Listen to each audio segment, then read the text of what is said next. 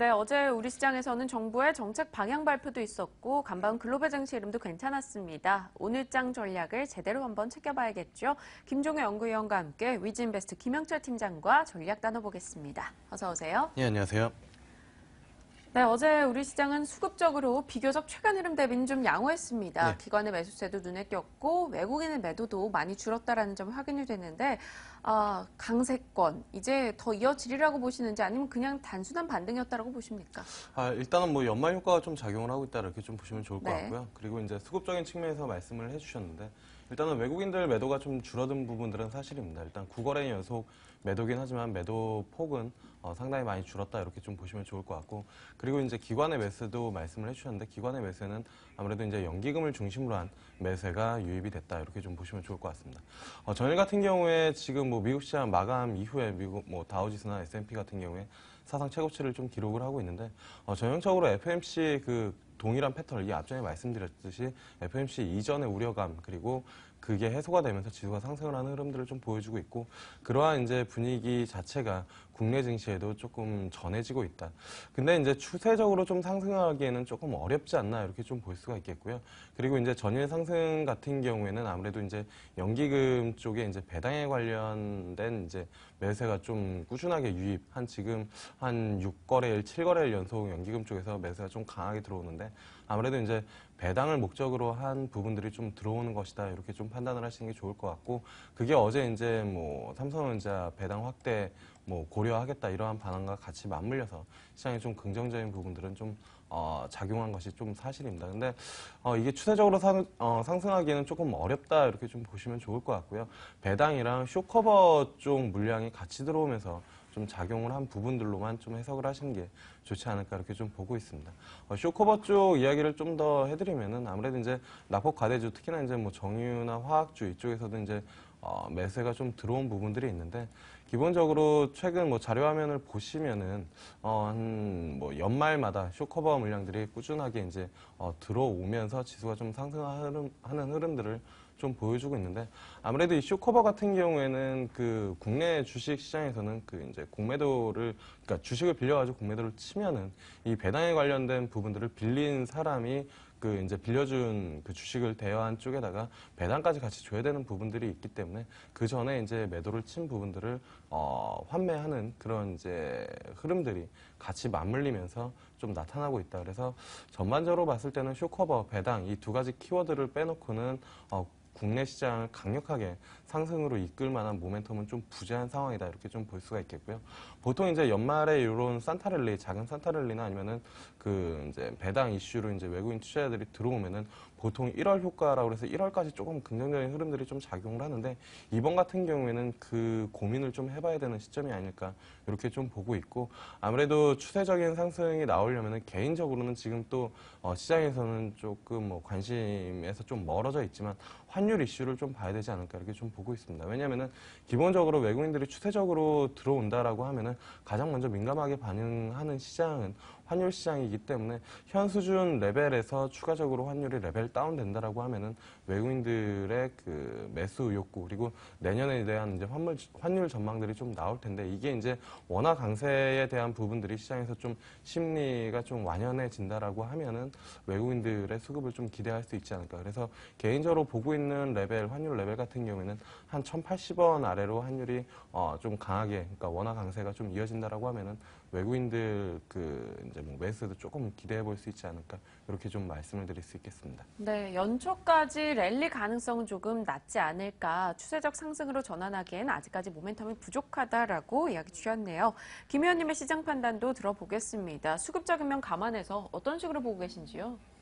일단 뭐 큰 의견은 전문가와 크게 다르지 않고요. 네. 그다음에 주목해야 될 포인트는 우리 시장에 있어서 지금 나타나는 쇼 커버링 뭐 이런 부분들이 일부 대형주에 집중될 가능성이 높다라는 것입니다. 그래서 코스닥 시장보다는 연말까지는 오히려 유가증권 시장이 좀 더 나아 보일 가능성이 높다라는 것이고요. 조금 전에 또 언급해 주셨던 대로 상대적으로 이제 공매도했던 사람들이 수익을 확정하는 것도 많이 빠진 종목, 즉 수익을 확정할 수 있는 종목군들에 집중될 가능성이 있기 때문에 이와 관련된 상대적으로 덜 빠진 종목보다는 더 많이 빠진 종목군들의 일종의 대차장고 환매가 나타날 가능성이 높다라는 거죠.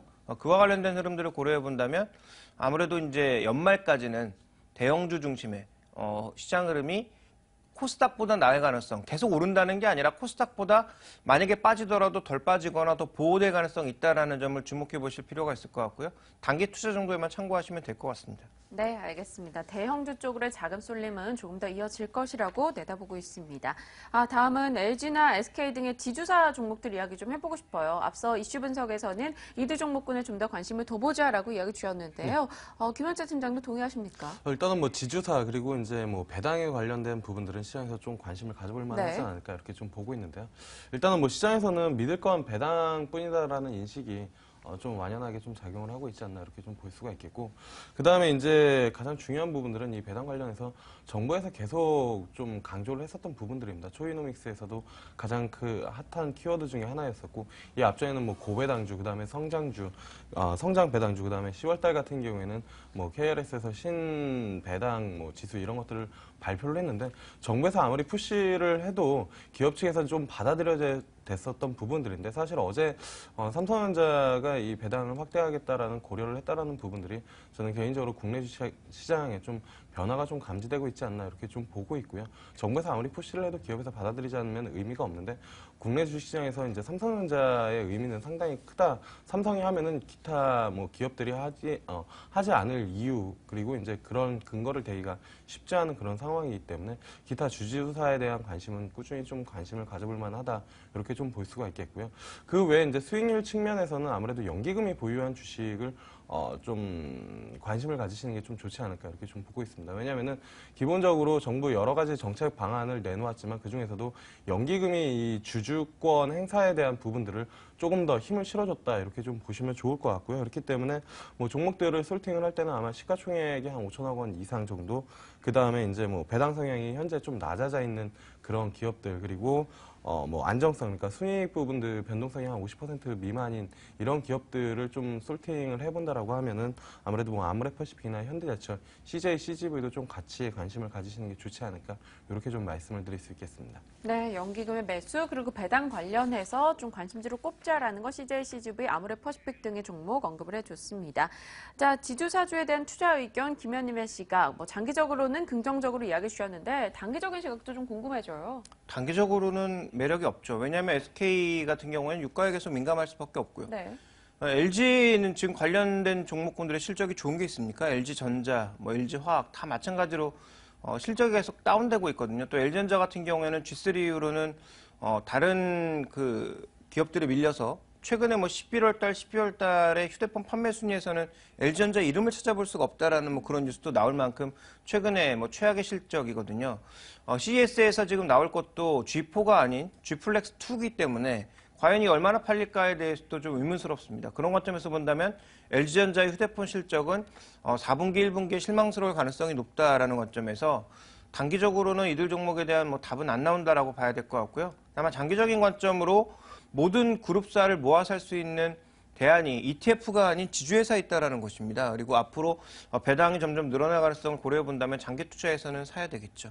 네, 여전히 장기 관점에서는 이들 종목에 대해서 분할 매수해보는 것도 괜찮다라는 의견입니다. 시장의 트렌드로 꼽히는 게 바로 배당이나 혹은 주주환원 그리고 지배구조 개편입니다. 그 가운데서 어제는 한진이나 한진칼 쪽에서 반응을 보였는데요. 지배구조 개편 속도가 좀 빨라질 수 있다라는 소식이 지분 처분 소식 통해서 전해졌죠.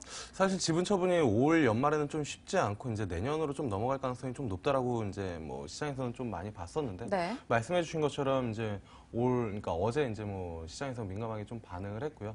아무래도 이제 순환 출자 구조 해소에 아마 시장이 가장 좀 환호를 한 부분들이 아닌가 이렇게 좀 볼 수가 있겠고요. 일단은 뭐 한진칼, 정석기업, 한진으로 이어지는 이 순환 출자 구조가 이제 한진칼, 정석기업, 한진으로 이렇게 좀 개편이 되는 그런 흐름들을 좀 보여준다 이렇게 좀 볼 수가 있겠고, 이 지배구조 확립 이 과정은 좀 지속될 것으로 좀 보여지고 있습니다. 그 중에서 이제 두 가지 포인트 정도가 남았는데, 그 중에서 하나는 이 한진이 보유한 대한항공 지분 이제 9.9%를 어떻게 할 것이냐, 이제 두 가지가 있는데, 하나는 이제 한진칼이 보유를 인수를 하거나 아니면은 뭐 어제처럼 이제 시장에 블록딜로 내놓는 그 방법이 하나가 있을 수가 있겠고요. 그다음에 이제 두 번째로는 이 정석기업 합병을 어떻게 할 것이냐, 요 부분들을 좀 같이 봐야 될 것 같은데, 일단은 뭐 한진칼이랑 정석기업 요 부분들에 대해서는 그 정석기업의 지분이 좀 높을수록 이 한진칼에 대한 이 이제 그 가치가 좀 증가가 되는 부분들이 있기 때문에 아무래도 이제 뭐 한진이나 한진칼 그리고 요 관련해서 대한항공까지 꾸준히 좀 관심을 가져보시는 게 좋지 않을까 이렇게 좀 보고 있고요.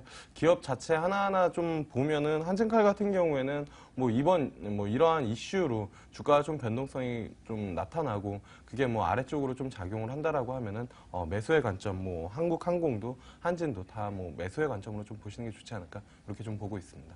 네, 그리고 오늘 장 전반적인 대응 전략 그리고 종목들에 대한 이야기 꾸준히 이어가고 있습니다. 마지막으로 김영철 팀장의 관심주 살펴볼게요. 오늘 어떤 종목입니까? 오늘은 이제 미디어플렉스 좀 관심을 가져보는 게 좋지 않을까 이렇게 네. 좀 보고 있는데요. 아무래도 최근에 뭐 시장에 이제 신규 상장하는 종목들이 좀 많은데 오늘 같은 경우에 이제 뉴 넥스트 엔터테인먼트라는 이제 그 영화 투자 배급사가 상장을 하는데 아마 요 관련해서 미디어플렉스도 밸류에이션에 대한 그 재평가가 좀 이루어지지 않을까 이렇게 좀 보고 있고 중국 쪽 투자 그리고 이제 2015년 영화 라인업도 괜찮기 때문에 미디어플렉스 좀 관심을 가져보시면 좋지 않을까 이렇게 좀 말씀을 드릴 수 있겠습니다. 네, 중국발 모멘텀 받아갈 수 있다. 그리고 라인업에 대한 기대감도 남아있다. 이야기 주셨는데요. 미디어플렉스 관심 갖고 저희 기대해 보겠습니다. 위즈인베스트 김영철 팀장과 이야기 나눠봤습니다. 고맙습니다. 네, 감사합니다.